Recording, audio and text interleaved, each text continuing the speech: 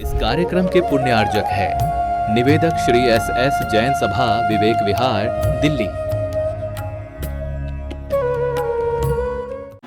सुते सुयावी पड़ी बुध जीवे नावी सुसेप दिए सुपने गोरा महुधा अवैल शरीर भार डपकी छरे पमते।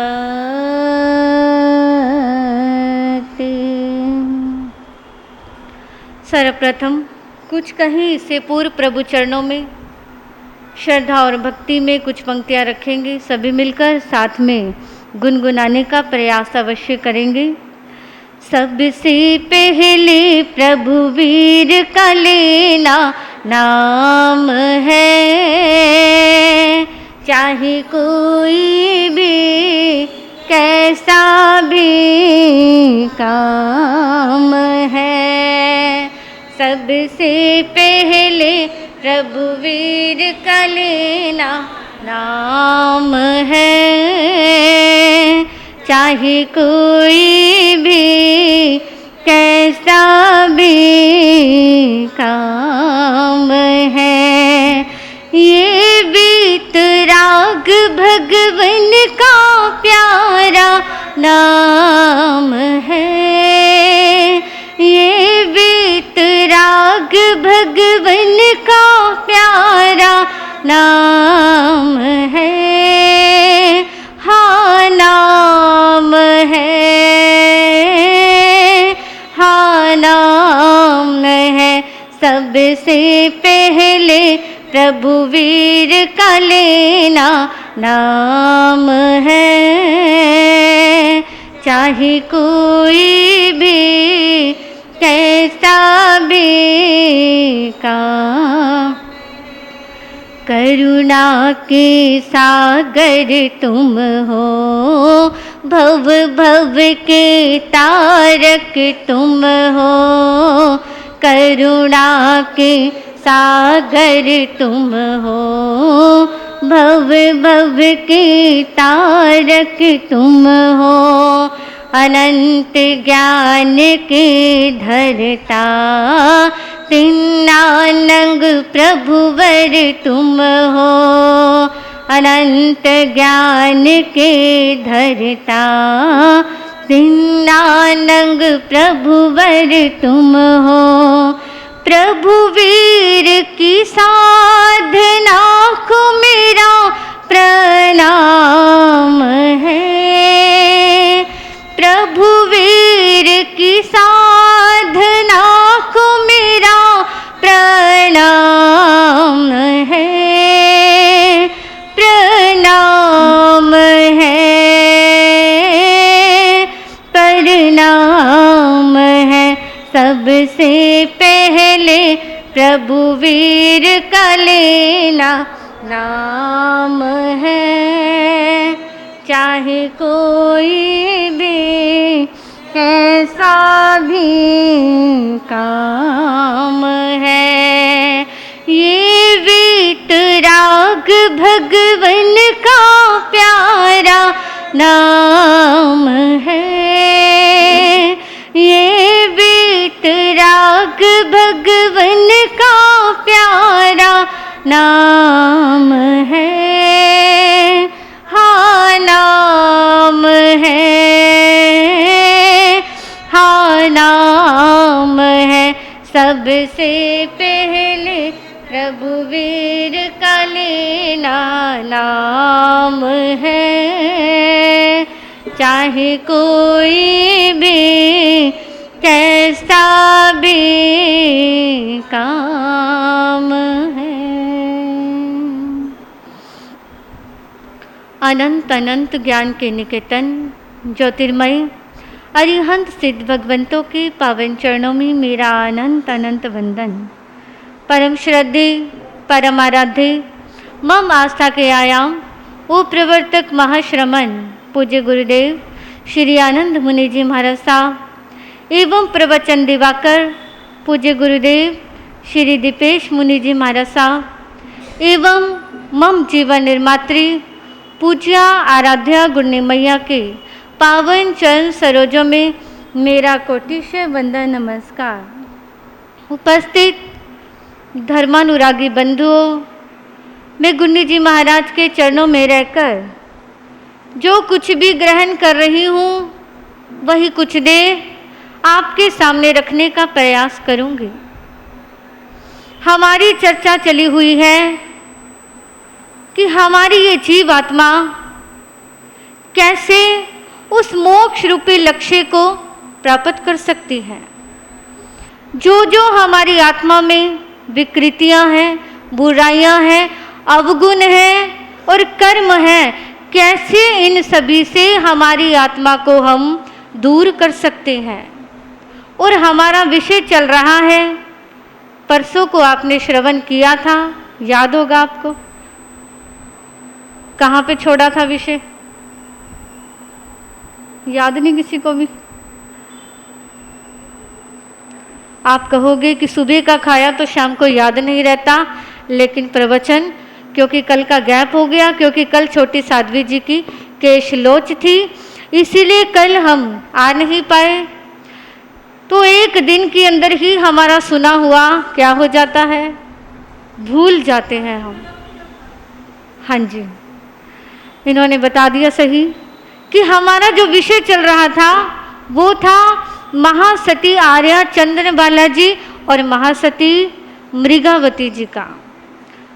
क्योंकि प्रभु ने फरमाया था कि सरलता में ही धर्म है, और उसी विषय में हमारा चिंतन चल रहा था महासती मृगावती जी के बारे में कि जब प्रभु के समो शरण के अंदर सभी देशना सुन रहे थे और उसी समो शरण के अंदर उस दिन ज्योतिष देवों के इंद्र सूर्य और चंद्र अपने मूल विमान के अंदर उपस्थित हो गए थे। यहाँ से बताया था धरती से सूर्य की कितनी दूरी है, लेकिन फिर भी हमें लगता है इतना प्रकाश, और अगर मूल रूप के अंदर सूर्य चंद्र देव उपस्थित हो जाए तो फिर तो क्या है, फिर तो प्रकाश होना ही होना है, रोशनी ही रोशनी होनी है। तो उस समय की वो घटना, सभी साध्वियाँ उठ करके चली गई सूर्यास्त होने के बाद, लेकिन आर्य मृगावती जी जिनको ये भान ही नहीं रहा, प्रभु की वो अमृतवाणी सुनने में इतने आनंदित हो गए कि पता ही नहीं चला सूर्यास्त कब हो गया। लेकिन जैसे ही वो दोनों देव वहाँ से चले गए, उनके जाते ही अंधकार हो गया, और उस अंधकार को देखकर मन में भाव आया कि अरे सूर्यास्त हो गया, मैं अभी तक यहीं पर बैठी हूँ। उसी समय उठे और सीधा कहाँ पहुँच गई थी, उपाश्रय में। वहाँ जाकर के वंदन नमस्कार किया। आर्य चंद्र बालाजी ने देखा, पूछा कि तुम इतनी लेट आज कहाँ से आ रही हो। उन्होंने सत्य बोला और कहा कि गुरानी जी, मैं भगवान के समूह शरण में थी और वहीं से मैं अब आ रही हूँ। जैसे ही ये बात सुनकर के उन्होंने क्या कहा था मृगावती जी को कि आज तुमने अपनी मर्यादा का उल्लंघन किया है। सभी साध्वियाँ उठ कर के आ गई, लेकिन तुम इतनी लेट आई हो, सूर्य अस्त हो चुका है, लेकिन तुम कितनी लेट हो गई, इसका तुम्हें प्रायश्चित मिलेगा। उपालंब दे रही है, और उस उपालंब को सुन करके मृगावती जी ने कुछ भी आंसर नहीं दिया, और बल्कि क्या विचार करने लगी, अपनी गलती को स्वीकार करने लगी और उन्होंने क्या कहा, हे भगवती हुई है ये मुझसे भूल भारी, हे भगवती हुई है ये मुझसे भूल भारी, दे दो क्षमा मुझे तुम, दे दो क्षमा मुझे तुम, है याचना हमारी, हे भगवती हुई है ये मुझसे भूल भारी, मैं मंद भागिनी हूँ, कार्य किया है ऐसा, मैं मंद भागिनी हूँ, कार्य किया है ऐसा, हुई आज मेरे कारण, हुई आज मेरे कारण, आत्मा दुखी तुम्हारी, हे भगवती हुई है ये मुझसे भूल भारी, हे भगवती हुई है ये मुझसे भूल भारी। क्या विचार कर रही हैं मृगावती जी? मन में ऐसे भाव आने लगे कि आज मैंने इतनी बड़ी गलती कर दी और मेरी इस गलती की वजह से आज मेरे गुरनी जी महाराज का क्या हो रहा है, मन दुखी हो रहा है, आपकी आत्मा परेशान हो रही है, मेरे से ये गलती क्यों हो गई, क्या मेरे जीवन में इतना आलस्य आ रहा है, जो इस आलस के कारण आज मैंने अपनी मर्यादाओं में क्या कर दिया, उल्लंघन किया है। तो क्या कहने लगी, मर्यादा भंग मुझसे कितना ये हो गया है, मर्यादा भंग मुझसे कितना ये हो गया है पश्चाताप मुझे को, है पश्चाताप मुझे को, मुरझाई मन की क्यारी, हे भगवती हुई है ये मुझसे भूल भारी। क्या विचार करने लगी कि हे भगवती, हे गुरानी जी महाराज, आज मुझसे इतनी बड़ी ये गलती हो गई है और मैं अपने गलती का पश्चाताप कर रही हूँ और मेरे मन के अंदर पश्चाताप चल रहा है और क्या कह रही है कि दोबारा से मेरे जीवन के अंदर ये गलती नहीं होगी।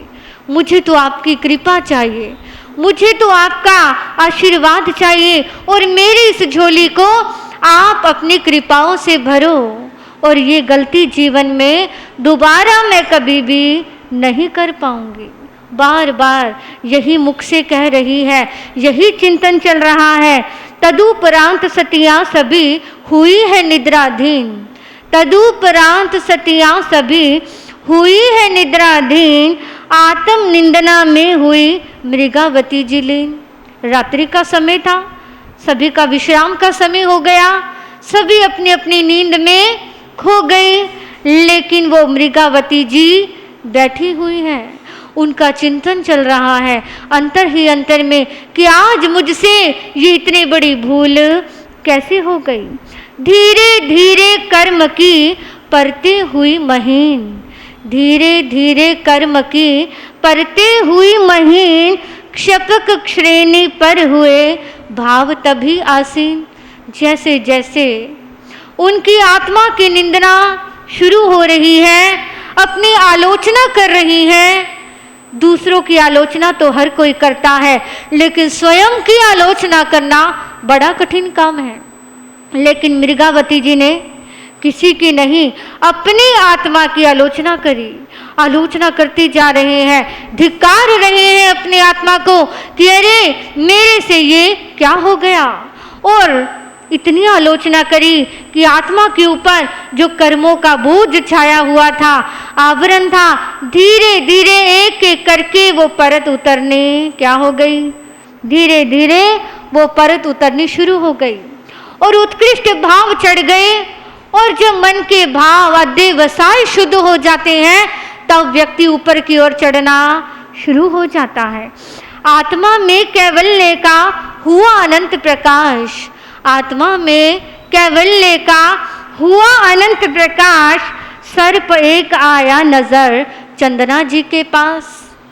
उधर मृगावती जी के भाव इतने उत्कृष्ट हुए, चढ़ते गए कि सारे कर्मों को नष्ट कर दिया और केवल ज्ञान, केवल दर्शन की उनको क्या हो गई थी, प्राप्ति हो गई थी।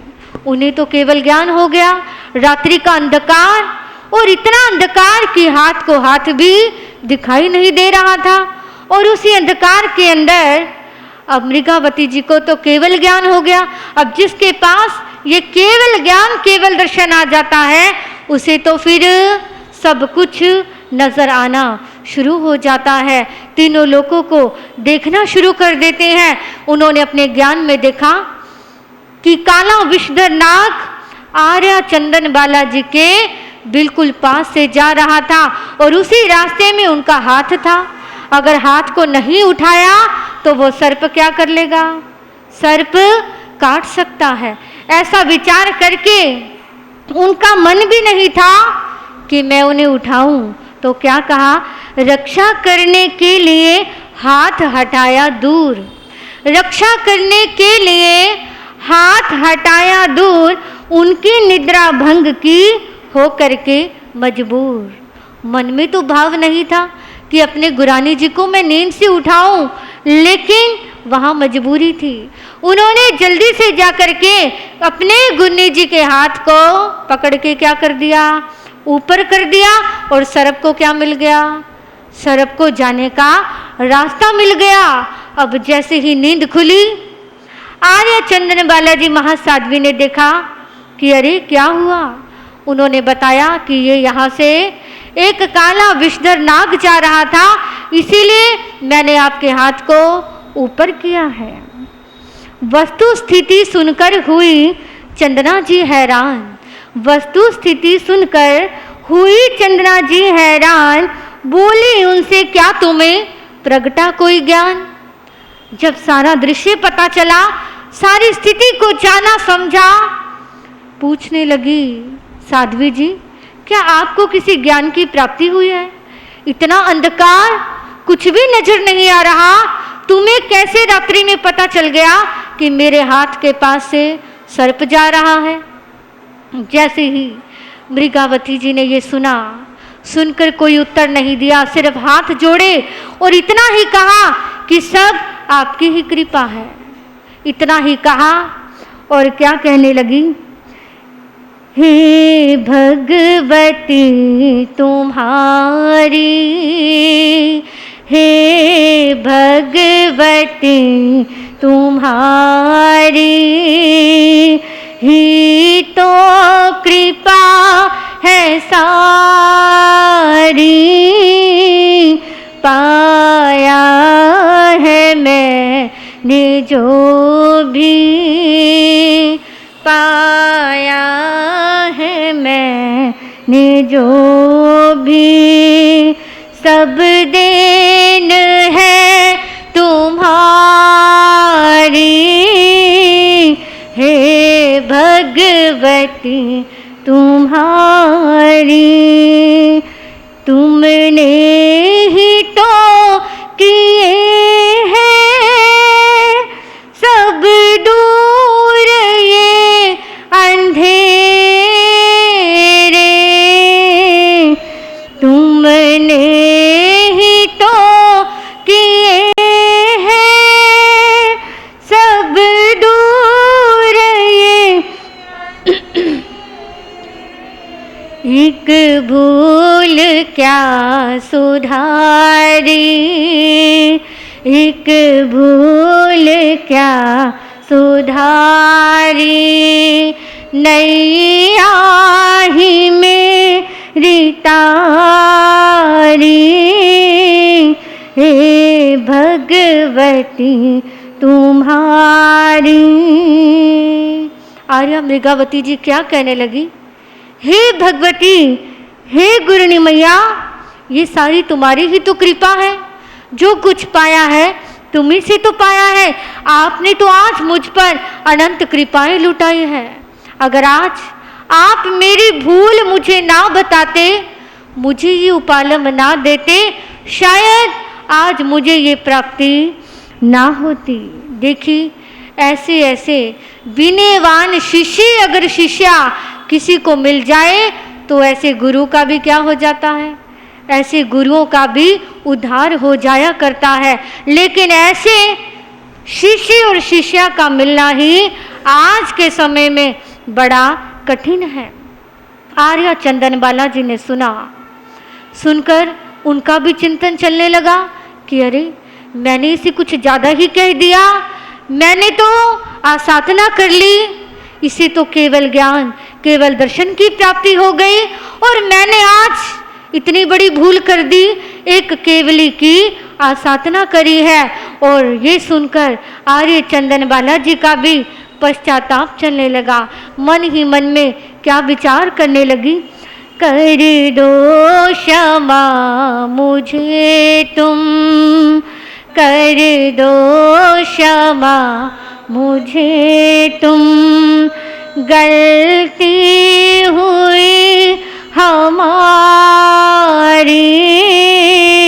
मुझसे हुई है पूजा, मुझसे हुई है पूजा, आसाधना तुम्हारी,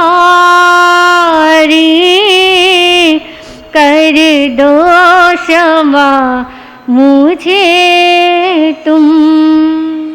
कैसा अद्भुत चिंतन चलने लगा कि हे देवी, हे पूजा, तुम मुझे क्षमा कर दो, मेरे से ये बहुत बड़ी भूल हो गई। मैंने एक केवली आत्मा की आज आसाधना करी है, मैंने ऐसी ऐसी भली बुरी बातें तुमको कह डाली, लेकिन अब मुझे रोना आ रहा है, मेरी आंखों से आंसू बह रहे हैं। और वो आंसू भी कैसे थे, पश्चाताप के आंसू थे। अरे, तुम तो कितनी पावन हो और मैं निर्भाग हूँ। क्या कहने लगी, तुम तो इतनी पावन आत्मा हो, पुण्यशाली आत्मा हो, और मैं निर्भाग आत्मा हूँ। तुम तो पार हो गई और मैं अभी तक बंधनों में फंसी हुई हूँ, और तुम क्या कह रही हो कि आपकी ही कृपा है। अरे, मेरी कृपा कह करके मुझे तुम और नीचे मत गिराओ। आप तो भगवती स्वरूपा बन गई और मैं आपकी चरण पुजारी हूँ। ऐसा कहते कहते वंदन करने के लिए जैसे ही तैयार हो गई। देखिए, इतने बड़े संघ को लेकर के जो चल रही हैं। आर्य चंदनबाला जी कितनी साध्वियाँ थी भगवान महावीर स्वामी के शासन काल में? टोटल कितनी साध्वियाँ थी पता होगा आपको? 36,000 साध्वियों को लेकर के वो चल रही थी। लेकिन देखिए कितनी विनय का भाव, अपने आसन से उठे और वंदन करने के लिए तैयार हुई। जैसे ही नीचे उतरे उसी समय मृगावती जी ने इनकार कर दिया। विनय सहित हाथ जोड़े और कहने लगे कि मुझे वंदन नहीं करना। इस पद पर पहुंचाने वाले अगर कोई है तो वो कौन है? वो तो आप ही हो। अगर आप ना होते, आप आज मुझे ना कहते, तो शायद आज मुझे भी केवल ज्ञान, केवल दर्शन की प्राप्ति ना होती।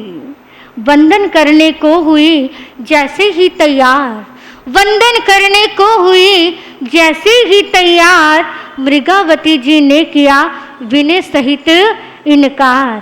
चढ़ते चढ़ते चढ़ गए इतने ऊंचे भाव, कैवल्य तक ले गई पश्चाताप की नाव। देखिए बंधु, कहा तो मृगावती जी को केवल ज्ञान हुआ और उत्कृष्ट भाव मन में आते आते आर्या चंदनवाला जी ने भी अपने सारे कर्मों को दूर कर दिया और आत्मा की वो अनुपम दिव्य वो स्टेज पहुंच गई। ऐसे उत्कृष्ट भाव उनके चढ़ गए कि उनको भी केवल ज्ञान और केवल दर्शन की क्या हो गई, प्राप्ति हो गई। देखिए कितना सुंदर वो दृश्य होगा, कितना सुंदर वो नज़ारा होगा। रात्रि का अंधकार ही अंधकार, जहाँ पर हाथ को हाथ नजर नहीं आ रहा, कहाँ वो दोनों गुरनी और शिष्या दोनों को प्रकाश ही प्रकाश हो गया। जब आत्मा में ज्ञान का प्रकाश हो जाता है तब समझो हर ओर प्रकाश ही प्रकाश हो जाता है।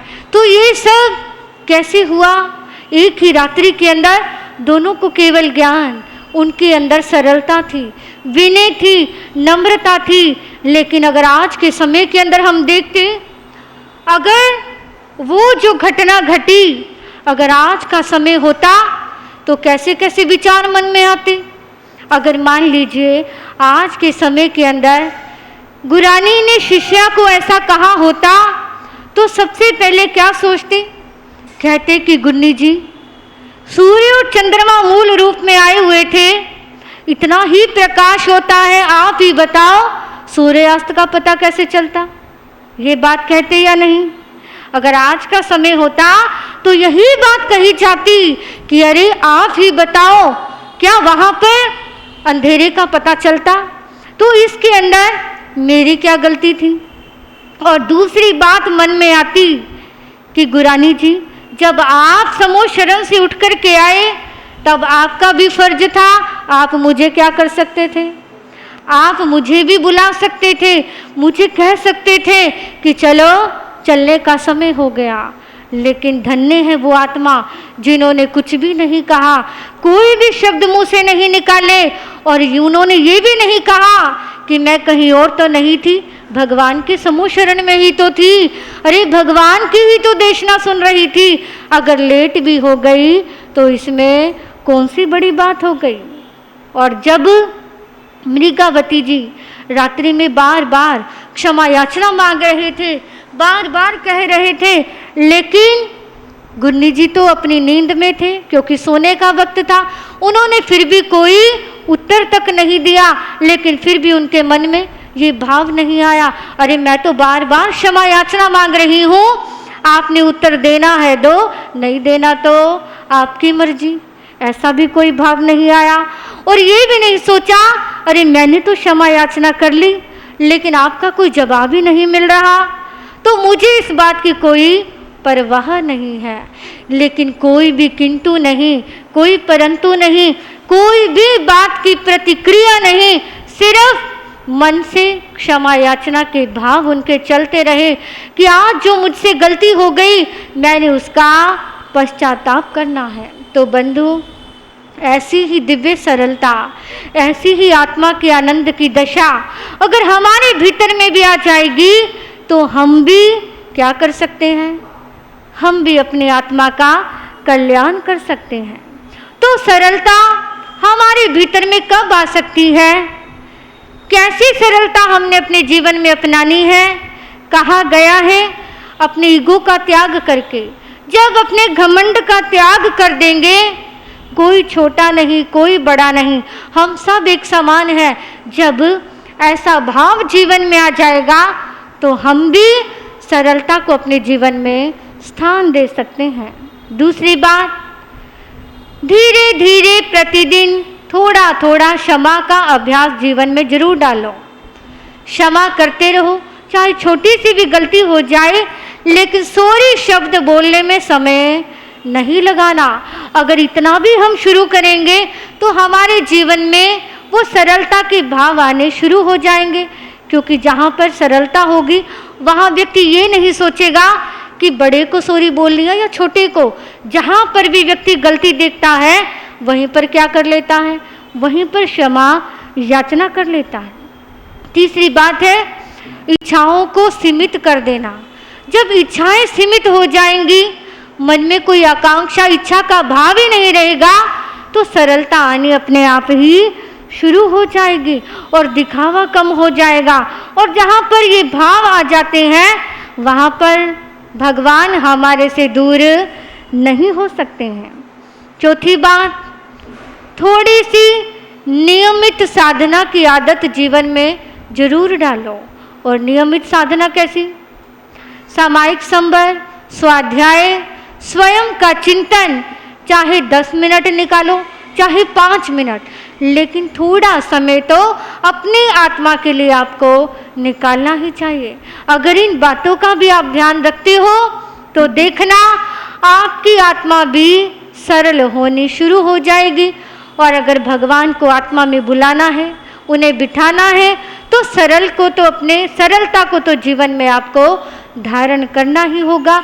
तो बंधुओं, यही आपसे कहने का भाव है कि अपने आप को थोड़ा सरलता की ओर लेकर जाओ। ईमानदारी, समझ और सरलता जब जीवन में प्रवेश कर लेगी तो हम भी भगवान के बताए मार्ग पर एक ना एक दिन अवश्य ही पहुंच सकते हैं। तो समय हो रहा है, मैं अपने वक्तव्य को यहीं विराम देती हुई इन्हीं भावों के साथ जय गुन्नी कैलाश, जय गुन्नी कैलाश, जय गुन्नी कैलाश।